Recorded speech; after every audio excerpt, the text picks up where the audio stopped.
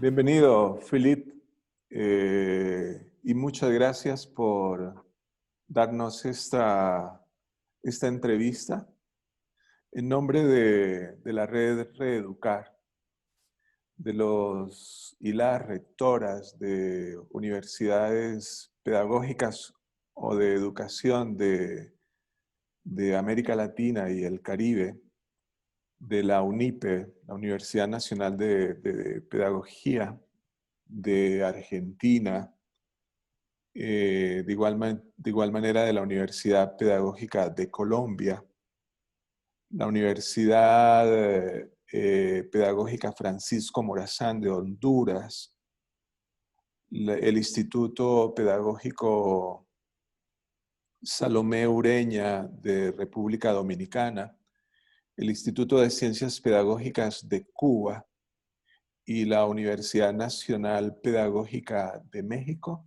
En nombre de todos ellos y de esta red de la que hago parte como es rector emérito, quisiera agradecerle por esta entrevista que vamos a grabar justo para un evento que tendrá ocasión el 23 y 25 de junio, alrededor de todo lo que está sucediendo en el mundo.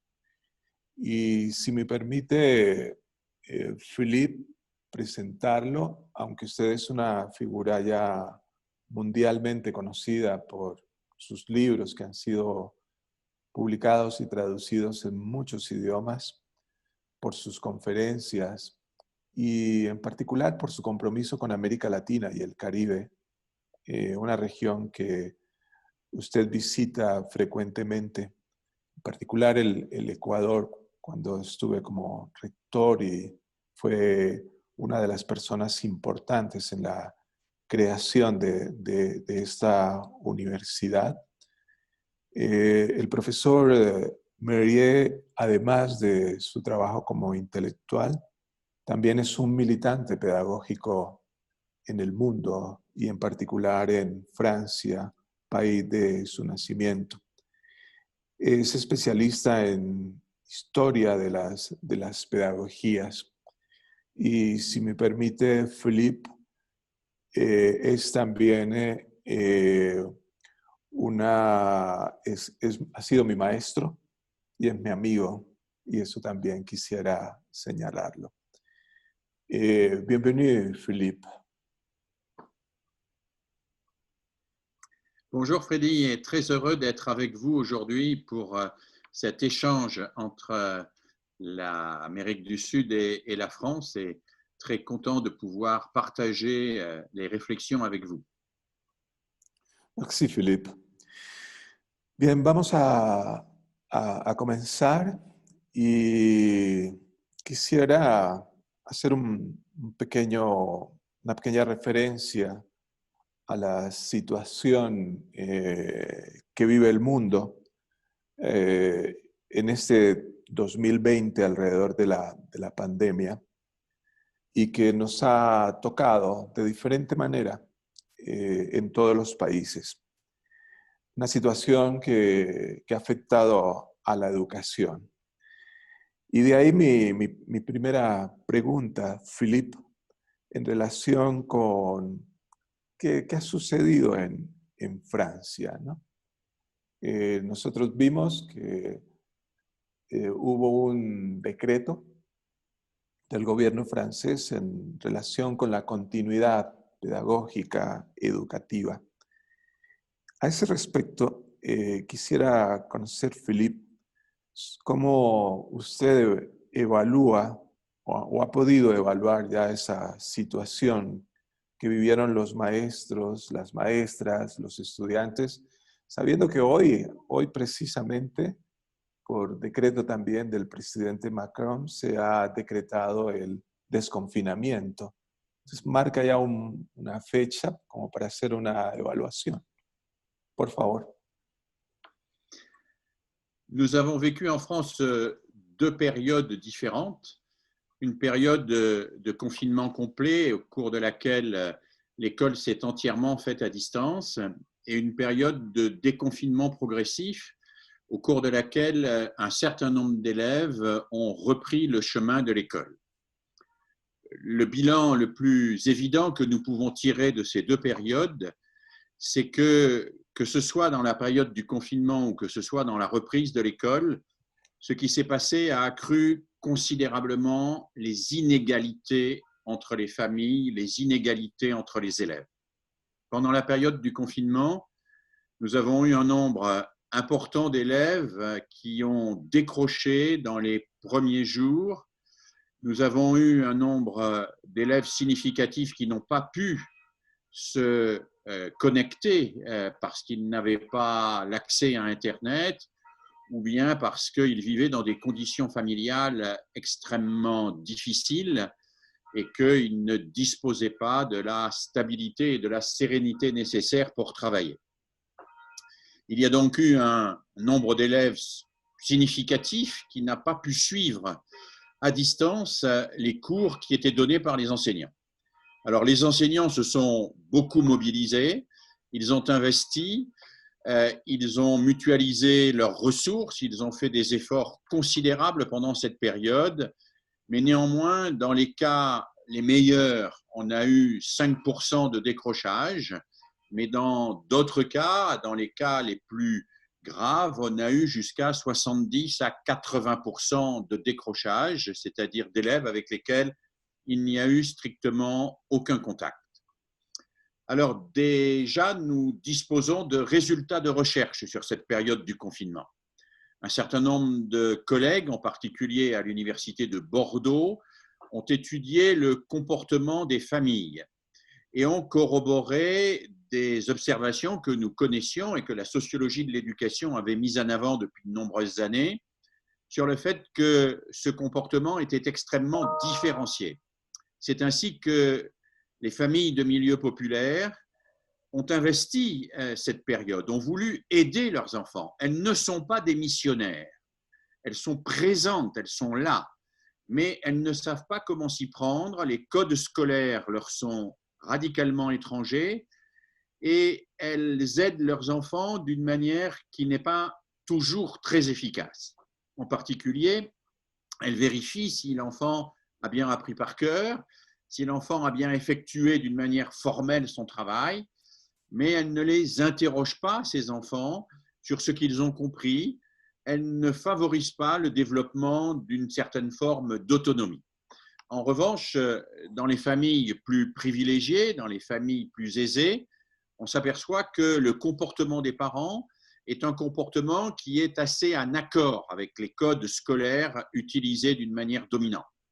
C'est-à-dire qu'ils partent avec les enfants, ils consacrent un moment de la journée à faire le bilan avec eux, ils les interrogent non seulement sur ce qu'ils ont fait, mais sur ce qu'ils ont appris et sur la manière dont ils ont appris. Cet écart entre les comportements des familles était connu. Nous savions, les travaux de Basil Bernstein en Angleterre l'avaient particulièrement bien montré avec des analyses linguistiques extrêmement précises. Nous savions que le code restreint utilisé dans les familles des milieux populaires n'est pas en accord avec les codes scolaires. En revanche, le code élaboré, qui fait intervenir une part beaucoup plus importante d'abstraction et de réflexivité, est beaucoup plus à même d'aider les enfants. Mais cela, nous le savions, nous n'avions pas mesuré à quel point, quand on renvoyait la scolarité à la maison, eh bien, cela était particulièrement vrai et cela creusait considérablement les écarts. Et à la fin du confinement, dans les quelques évaluations que nous avons pu faire et dont nous disposons aujourd'hui, nous en avons les résultats, nous voyons qu'au regard des écarts traditionnels entre les élèves les plus en difficulté, le décile, les 10% d'élèves les plus en difficulté et les 10% d'élèves les plus en avance, les écarts ont été multipliés par 4 ou 5. C'est donc une multiplication considérable qui s'est effectuée là et qu'il faut évidemment prendre très au sérieux. Cela veut dire très concrètement que l'école française n'a pas su travailler avec les familles les plus éloignées des codes scolaires et qu'elle a un vrai travail à faire pour se rapprocher de ces familles pour être capable de proposer à ces familles de participer à l'éducation de leurs enfants et d'entrer dans ce qui est inscrit dans la loi française, mais qui n'est pas encore réellement mis en vigueur pour ces familles défavorisées, que nous appelons la coéducation entre l'école et les parents. Alors maintenant, si l'on regarde ce qui s'est passé au moment du déconfinement, une décision a été prise par le gouvernement, qui est une décision que je trouve pour ma part profondément regrettable. C'est une décision qui a consisté à laisser l'initiative aux familles en ce qui concerne le retour des enfants à l'école. C'est-à-dire que les familles ont décidé si elles voulaient ou non renvoyer leurs enfants à l'école. Et ce que nous avons observé a encore accru les inégalités, puisque ce sont les familles des milieux les plus populaires qui, par crainte de la contagion et de l'épidémie, mais aussi par éloignement matériel, psychologique et sociologique de l'école, n'ont pas renvoyé leurs enfants à l'école. Et ce sont les familles les plus favorisées qui ont renvoyé leurs enfants à l'école. Et loin de scolariser les enfants qui en avaient le plus besoin, l'école s'est mise à rescolariser jusqu'à la semaine dernière les 20% d'enfants qui étaient les plus favorisés. Nous sommes donc devant une situation tout à fait forte et importante qui nous montre à quel point les inégalités entre les familles des milieux populaires et les familles des milieux privilégiés sont prégnantes dans l'éducation, et à quel point, dès lors que l'on supprime l'obligation scolaire ou qu'on la médiatise à travers l'école à distance, eh bien, ces inégalités deviennent de véritables fractures, et des fractures qui s'accroissent avec le temps d'une manière considérable. Alors, la leçon que l'on pourrait tirer rapidement de cela, c'est évidemment que l'école, même si elle ne sait pas aujourd'hui résorber complètement les inégalités, et nous en sommes loin, par le collectif, par la présence simultanée des élèves dans la classe avec un maître, joue néanmoins un rôle d'atténuation des inégalités. Et il nous faut travailler sur la façon dont le collectif pourrait encore mieux et encore plus atténuer les inégalités et offrir aux élèves les plus défavorisés un enseignement qui leur soit adapté. J'ai moi-même effectué une enquête auprès des professeurs et des élèves de ma région, et même les élèves qui n'ont pas décroché, même les élèves qui sont restés très assidus et qui ont progressé à la fois dans le cadre du confinement par l'enseignement à distance et dans le cadre de la reprise de l'école, même ces élèves-là disent à quel point le déficit de collectif a été extrêmement fort pour eux. La solitude les a frappés de plein fouet, se retrouver seuls face à un écran, se retrouver dans une relation individuelle avec des exercices ou des procédures standardisées est complètement différent de ce qui se passe dans une classe où il y a effectivement un ensemble d'enfants qui travaillent en commun avec un maître qui est là, qui peut observer le comportement de chacun d'entre eux, qui incarne le projet scolaire et qui, par cette incarnation, se donne des chances d'appeler chacun des élèves au partage des savoirs. Appeler les élèves à partager les savoirs et à les partager d'une manière qui soit authentique ne peut pas se faire réellement à distance. Ça nécessite d'être dans le présent, d'être présent dans le présent. Et cette présence dans le présent, elle a fait défaut à de nombreux enfants, corroborant ainsi les théories des psychologues cognitivistes depuis longtemps, celles de Piaget, de Vygotsky, de Vallon, qui montraient bien à quel point, pour l'enfant, l'intelligence et la socialité intériorisée, il n'y a pas d'accès à l'intelligence et à la réflexivité sans passage par une socialité, pas simplement un rapport duel avec le maître, mais un rapport aussi avec le collectif, un rapport avec ses pairs qui envoient en permanence des messages qui permettent de corriger, qui permettent de s'ajuster, qui permettent de d'exprimer de mieux en mieux ce que l'on veut exprimer et par là d'accéder à des savoirs de plus en plus élaborés. Donc oui, deux leçons me paraissent pouvoir être tirées de cette expérience, deux leçons à la fois très simples mais très fortes l'une et l'autre. La première sur le creusement des inégalités et sur l'enjeu essentiel qu'il y a à faire un travail à l'égard des familles les plus éloignées de l'école. Et la deuxième leçon sur l'importance du collectif, le collectif comme étant un outil fondamental pour la socialisation de l'enfant, mais aussi pour sa construction personnelle et le développement de son intelligence. Philippe, después de este tiempo y a partir de lo que acabas de señalar sobre la importancia que tiene la escuela en la atenuación de las desigualdades y en la construcción de la colectividad, incluso para el desarrollo de la inteligencia y el aprendizaje de los saberes, quiero pasar en un segundo momento sobre los cambios que han acontecido, le changement. ¿Qué cambió ahora en las escuelas públicas? ¿De positivo, de negativo?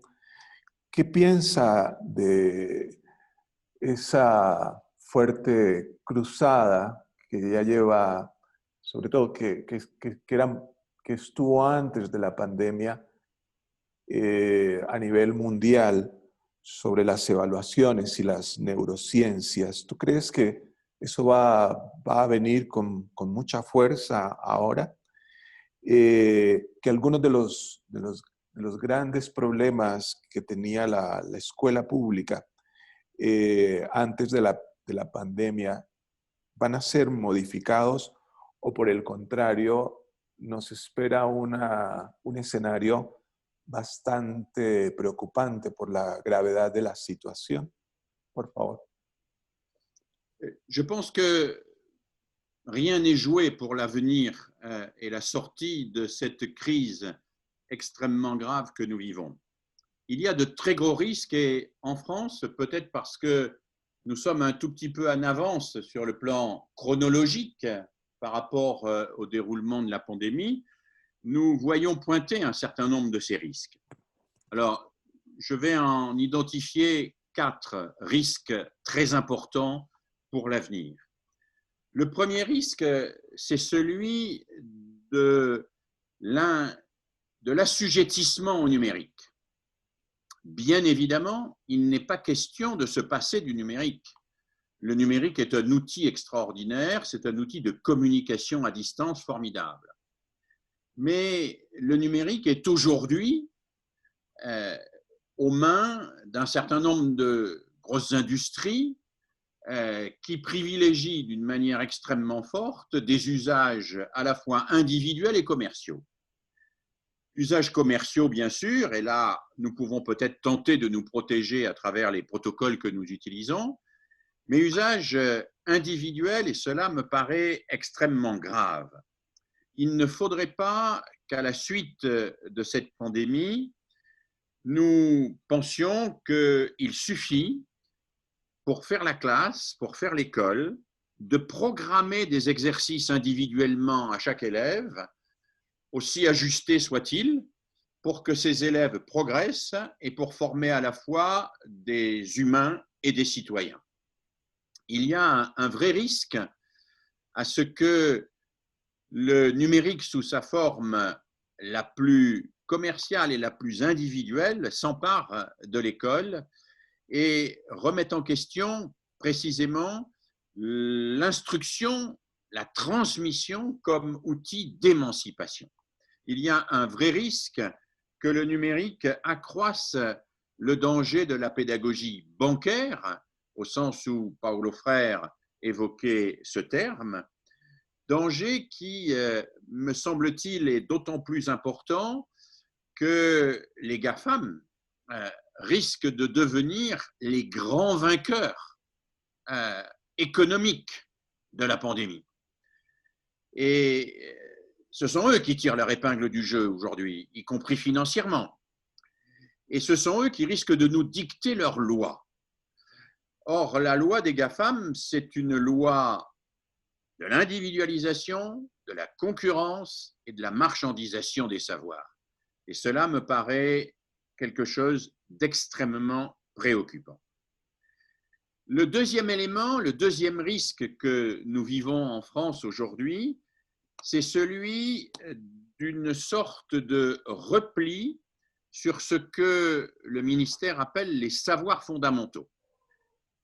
C'est-à-dire que face à un déficit de scolarité que nous avons vécu, il y a la tentation de dire, eh bien, choisissons ce qui est réellement important, choisissons les matières, les disciplines fondamentales, la langue, les mathématiques, les langues étrangères, et abandonnons pour un temps ou pour longtemps les disciplines artistiques, la dimension culturelle, la dimension d'éducation physique et sportive.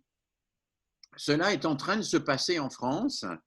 On voit des instructions ministérielles qui proposent aux enseignants de ne plus faire que la partie la plus académique du programme et qui proposent d'externaliser vers des associations, vers les municipalités, les collectivités territoriales, tout ce qui relève du sport, de la culture, de l'initiation et de la formation aux arts et à la citoyenneté.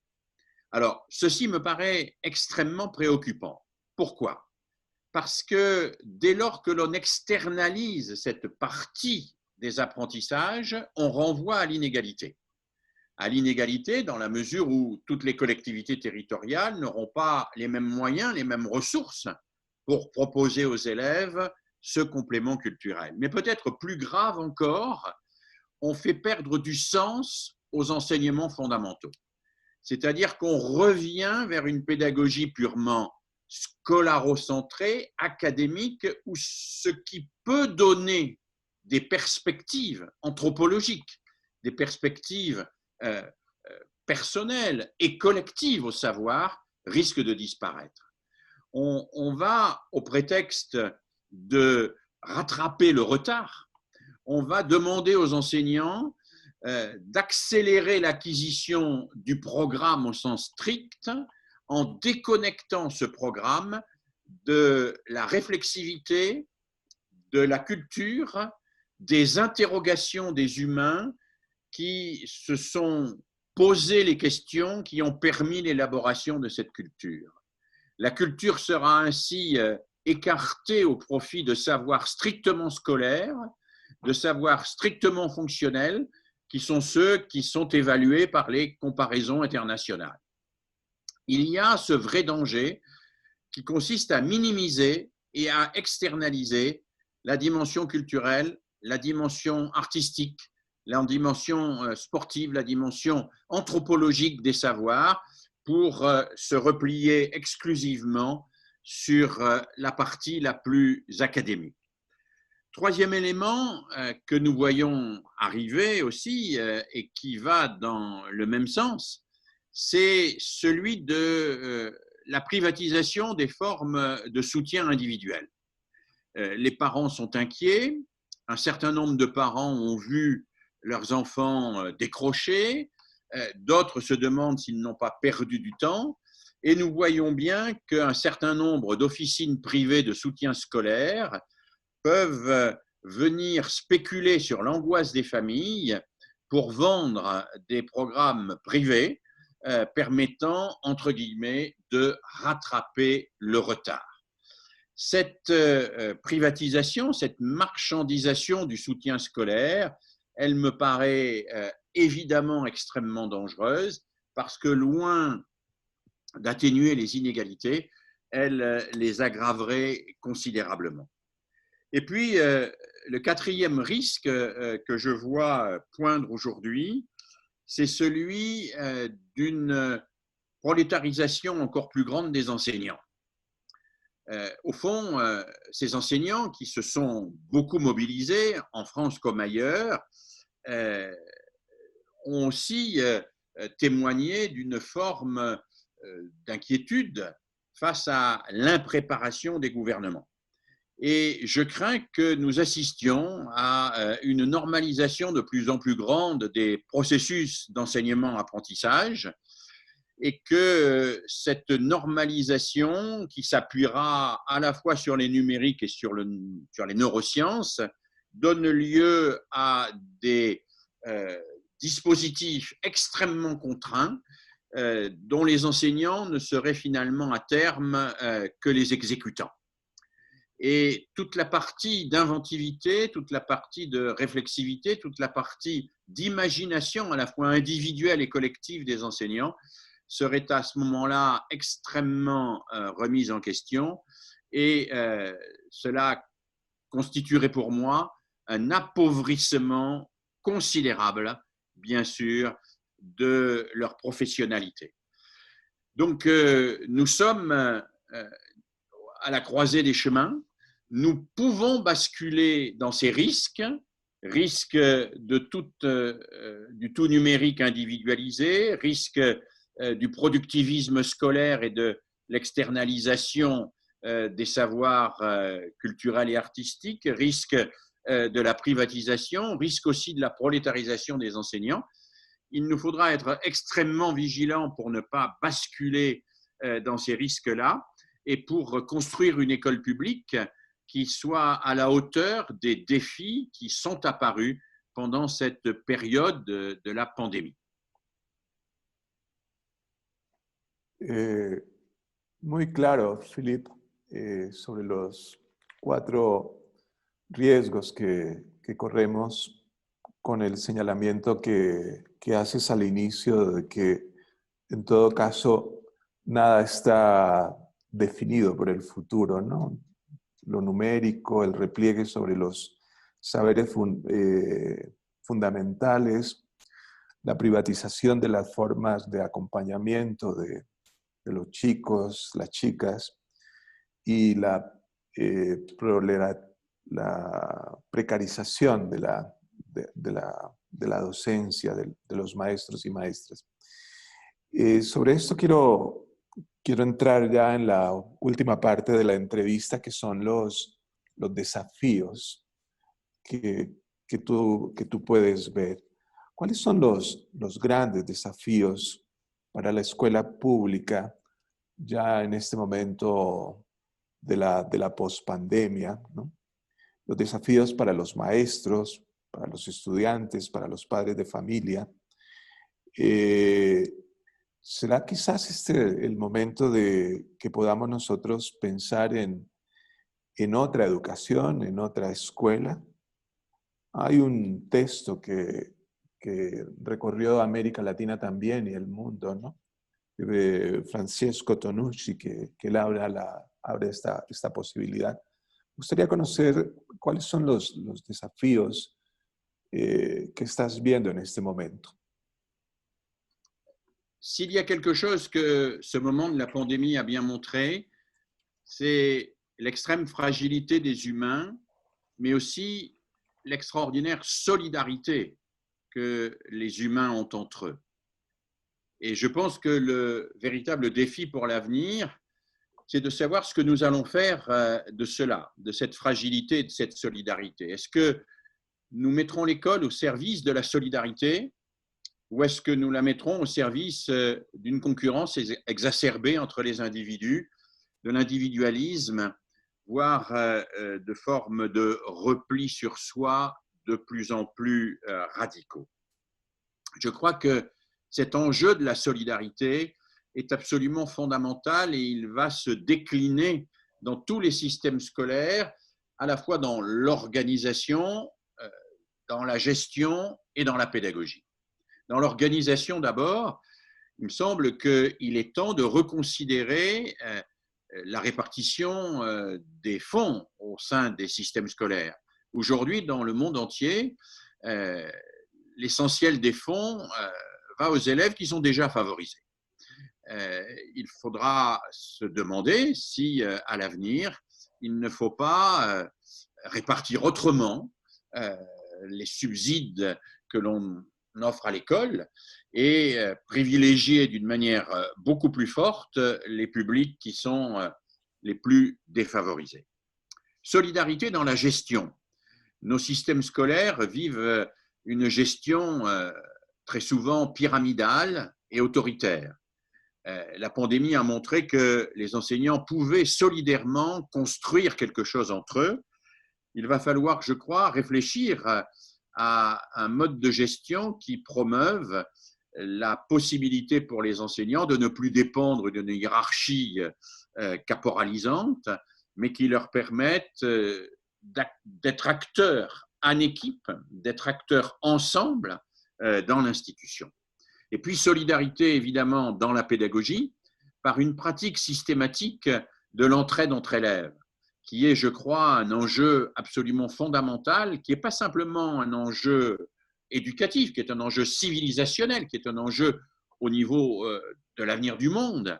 Est-ce que l'école sera capable de faire de l'entraide et de la coopération entre élèves un dispositif non pas accessoire, que l'on rajouterait à côté des cours, mais le cœur même de la machine école? Est-ce que nous serons capables de mettre l'entraide et la coopération au cœur de l'école? Je pense que c'est quelque chose qui est devant nous et qu'il nous faut construire. Alors pour cela, je dirais volontiers qu'il nous faut profiter de la crise, et Tonucci a raison de dire que c'est une occasion pour repenser l'école de l'avenir, profiter de la crise pour revisiter ce qu'on appelle la forme scolaire. La forme scolaire, c'est la classe dans sa situation traditionnelle, composée d'une trentaine d'élèves ou d'une cinquantaine d'élèves, censés être du même niveau, du même âge et faire tous toujours la même chose en même temps. Cette forme scolaire, elle est obsolète aujourd'hui, elle a été construite au XIXe siècle, elle s'inscrivait à l'époque dans le cadre d'un mouvement civilisationnel qui a produit aussi le taylorisme et la division du travail, mais elle me paraît ne plus correspondre aux besoins de formation à la fois au savoir et à la solidarité des jeunes d'aujourd'hui. Revisiter la forme scolaire, c'est peut-être accepter la valeur de l'hétérogénéité. L'hétérogénéité n'est pas simplement un problème, c'est quelque chose qui peut être utilisé comme une richesse pour susciter l'entraide, pour susciter les interactions et pour permettre aux élèves de travailler entre eux en s'enrichissant réciproquement des ressources dont ils disposent. Cela, ça me paraît un pas très important à faire. Nous avons supprimé en France, par exemple, depuis plusieurs années, les classes que nous appelions multiniveaux, c'est-à-dire les classes avec des élèves d'âge différents. Eh bien, je pense que nous avons eu tort et qu'il ne faut pas continuer dans le taylorisme scolaire à courir après des classes de plus en plus homogènes. Il faut mettre en place, sur une partie du temps scolaire au moins, des classes verticales, des classes dans lesquelles il y a des élèves d'âge différents, il y a des élèves de niveaux différents, il y a des élèves de besoins différents, et des classes dans lesquelles ces élèves-là vont s'entraider et travailler ensemble, ils vont accéder ensemble à des savoirs communs, tout en assumant chacun leur singularité. Je pense que l'école aujourd'hui a assumé cette dialectique du commun et du singulier. Chacun est singulier, il est à considérer avec sa trajectoire personnelle, à être aidé pour se développer, et en même temps, tous ces individus qui sont singuliers chacun peuvent accéder ensemble à des savoirs communs dès lors qu'ils participent d'un collectif où l'entraide et la coopération sont la clé de voûte de l'organisation. Il y a donc là quelque chose qui pour moi est fondamental dans l'école et qui doit modifier radicalement aussi, je crois, le rôle d'un enseignant qui serait un maître tout-puissant. Je ne crois pas, bien sûr, qu'il faille supprimer l'autorité de l'enseignant. L'enseignant a une autorité, c'est l'autorité du savoir. Ça n'est pas une autre autorité que l'autorité du savoir. Et cette autorité, il la met au service des élèves, il la met au service du collectif et il la met au service de l'activation des solidarités entre les élèves. Et je crois qu'il y a là quelque chose d'absolument fondamental et essentiel, former nos enseignants à activer les solidarités entre les élèves. Former nos enseignants aussi à ce que le partage des savoirs soit finalement un des enjeux les plus importants de l'avenir, le partage des savoirs dans la classe, mais aussi le partage des savoirs entre la classe et la société. Je trouve qu'il y a beaucoup de savoirs dans la société, dans les environs de l'école. Il y a des savoirs professionnels, il y a des savoirs culturels, il y a une multitude de savoirs qui pourraient être partagés si on activait les liens intergénérationnels, par exemple, beaucoup plus. Si on faisait rentrer les professionnels un peu plus dans l'école pour qu'ils puissent témoigner de leur métier et dire comment, dans leur métier, ils utilisent certaines connaissances. Hein, l'ébéniste ou le menuisier, il utilise la géométrie, de même que l'avocat ou utilise la langue, de même que l'agriculteur utilise la biologie. Eh bien, faisons venir ces personnes-là dans l'école, non pas pour se substituer aux enseignants, mais pour témoigner du fait que les savoirs scolaires ne sont pas simplement des épreuves sur un parcours du combattant. Les savoirs scolaires sont des savoirs vivants, des savoirs élaborés par des humains et qui s'échangent entre les humains, des savoirs qui peuvent permettre à chacun de trouver sa voie et d'avoir une place dans le monde.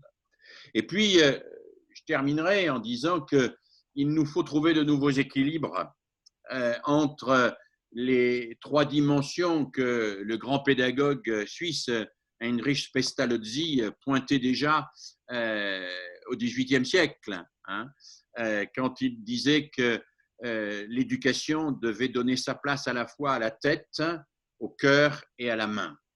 La tête, le cœur, la main, trois choses qui ont toutes les trois leur place dans l'éducation et dont aucune ne doit effacer les autres, aucune ne doit être hégémonique. Bien sûr, il faut la tête, bien sûr, il faut réfléchir, il faut développer la réflexivité, mais il faut aussi le cœur au sens de l'empathie, la capacité à se mettre à la place de l'autre et à souffrir de ses propres souffrances pour pouvoir agir de manière solidaire avec lui dans le monde.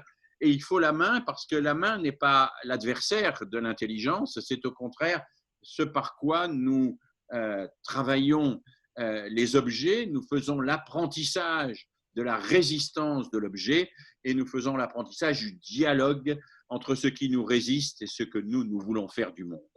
Alors voilà quelques idées très rapidement exprimées.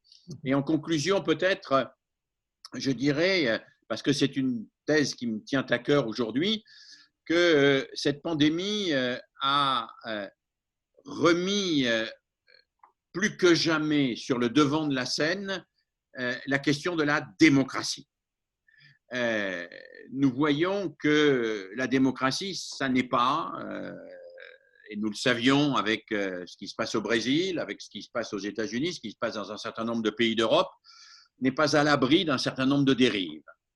Nous savions qu'il pouvait y avoir dans les démocraties des dérives plus ou moins préoccupantes et qui sont gravement attentatoires à la fois aux personnes, aux libertés publiques et au bien commun. Eh bien, il nous faut, je crois, prendre en compte dans l'éducation de demain cette formation à la démocratie.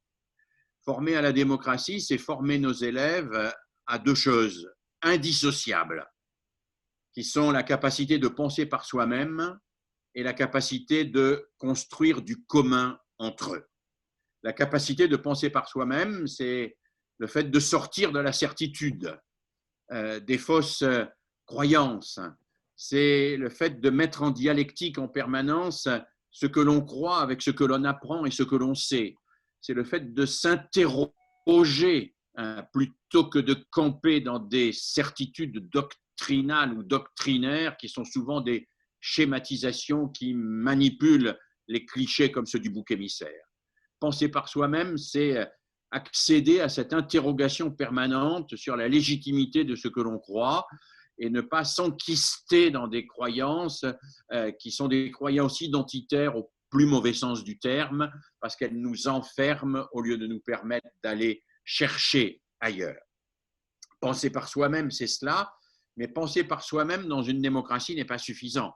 Ce qui caractérise une démocratie, c'est à la fois que chaque sujet est capable d'y penser par soi-même, mais que le bien commun n'est pas la somme des intérêts individuels. C'est-à-dire que chacun doit à la fois penser par soi-même et en même temps être capable de se confronter aux autres et de passer de la perception de son intérêt individuel à la perception du bien commun. Le bien commun, c'est pas facile à trouver, ça n'existe pas a priori, ça se construit. Ça se construit par l'écoute, ça se construit par le travail collectif, ça se construit par la coopération entre des sujets. Et faire de l'école un outil où l'on travaille sur le bien commun me paraît aujourd'hui quelque chose d'essentiel. C'est pour ça que je voudrais que dans toutes les classes, il y ait des conseils d'élèves où les élèves puissent exprimer leurs propositions et découvrir que les propositions de l'un ne peuvent pas s'imposer aux autres indépendamment de la définition du bien commun que l'on va travailler ensemble. Ce travail sur le collectif, sur le commun, ce travail sur l'avenir du commun est un travail absolument fondamental. Que nos enfants, en sortant de l'école, pensent par eux-mêmes, mais qu'en même temps, ils aient acquis cette capacité à construire du commun, ça me paraît un enjeu essentiel parce qu'il n'y aura pas d'avenir du monde dans l'individualisme, dans les clans, dans la guerre entre les replis sur soi, qu'ils soient communautaristes ou nationaux. Il n'y aura d'avenir que dans le commun au sein de notre terre commune, de notre terre patrie. Et c'est cette terre patrie qui s'est rappelée à nous à l'occasion de cette pandémie et pour laquelle j'aimerais que l'éducation fasse l'effort de former nos élèves. Voilà. Bueno, Philippe, después de este recorrido extraordinario sobre todas tus verdades alrededor de la pandemia, de los hechos, de los cambios, de los desafíos, lo único que me queda es agradecerte en nombre de los y de las rectoras.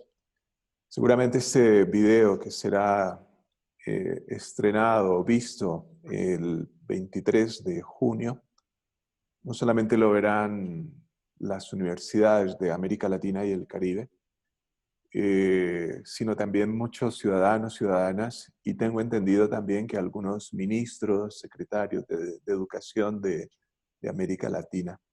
Por lo tanto, ya para cerrar, me gustaría pedirte que un mensaje tuyo de cierre de esta maravillosa entrevista por la que estamos muy agradecidos.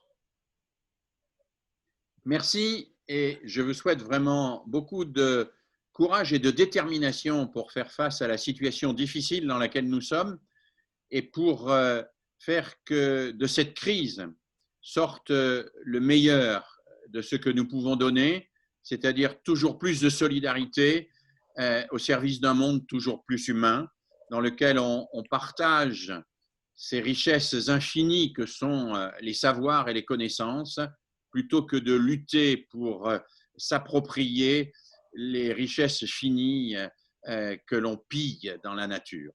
Il y a là un enjeu absolument fondamental pour moi. Il faut que nos enfants découvrent qu'il y a plus de plaisir à apprendre, à comprendre, à connaître, à partager, à travailler intellectuellement, à faire la fête et à se rassembler plutôt qu'à être dans la concurrence pour consommer toujours plus et piller la planète jusqu'à sa destruction. Oui, il y a du plaisir dans l'activité intellectuelle, il y a du plaisir extraordinaire dans la capacité à vivre ensemble et à vivre ensemble dans la paix et dans la sérénité. Et je crois que si nous apprenons cela à nos enfants, l'éducation aura montré qu'elle peut encore quelque chose. Nelson Mandela disait il y a quelques années que l'éducation était l'arme la plus puissante pour transformer le monde. Je ne sais pas si c'est l'arme la plus puissante pour transformer le monde. Je pense que l'économie est évidemment tout à fait déterminante, que la politique, les enjeux internationaux sont absolument essentiels. Je ne sais pas si l'éducation peut tout, mais je pense, comme le disait Adorno, que nous devons croire que l'éducation peut quelque chose dans l'avenir du monde. Nous devons croire que l'éducation peut quelque chose dans l'avenir du monde et nous devons y prendre notre part. Voilà, bon courage à toutes et à tous et à bientôt. Merci Philippe. Merci beaucoup.